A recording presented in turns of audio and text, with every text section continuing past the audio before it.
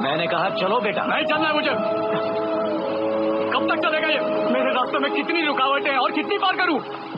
बार बार कोशिश करता हूँ, हिम्मत जुटाता हूँ, पर जब कुछ मिलना नहीं है तो कोशिश करूँ ही क्यों? मैं कभी कुछ नहीं बन सकता। एक कदम भी बढ़ाता हूँ तो मुंह के बल गिरता हूँ। मेरे लिए वो टीवी सेंटर का जॉब भी बिल्कुल सही था। दुनिया में मेरी औकात ही क्या है? सुबह उठ के दांत घसो, दोपहर में दारू पिया और रात को पड़ जाओ। मैंने छोड़ दीजिए। छोड़ दो मतलब? छोड़ दो मतलब आप नहीं समझेंगे।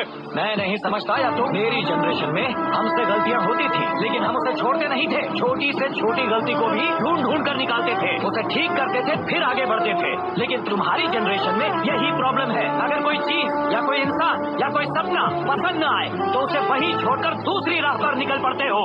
अगर हर चीज इसी तरह छोड़ते रहे तो आखिर में तुम खाली हाथ ही रह जाओ। अगर कोई प्रॉब्लम खड़ी हो जाती है तो उसका सामना क्यों नहीं करते, उसे सॉल्व क्यों नहीं करते? अगर तुम्हारे किए हुए काम पर कोई उंगली उठाता है तो उसे उसका जवाब दो, और अगर जवाब पता नहीं तो ढूंढो। अगर अपनी गलतियां सुधार लोगे तो दुनिया की कोई ताकत तुम्हें नहीं रोक सकती। सालों से भगवान की पालकी का बोझ अपने कंधे पर उठाता रहा, लेकिन तुम्हारी जिम्मेदारी का बोझ मुझ पर से अब तक नहीं उतरा। तुम्हारा बोझ नहीं उठाता रहा, जबकि भगवान का बोझ भी हंसते हंसते उठा लिया मैंने। बेटा, अब भी टीवी सेंटर में ही काम करें। इंसान की प्यास कितनी ही बड़ी क्यों न हो, वो उसे अपने आंसुओं से नहीं बुझा सकते। तो बातें टालने की आदत है ना, मेरी बातों को भी ऐसे ही टाल देना। अब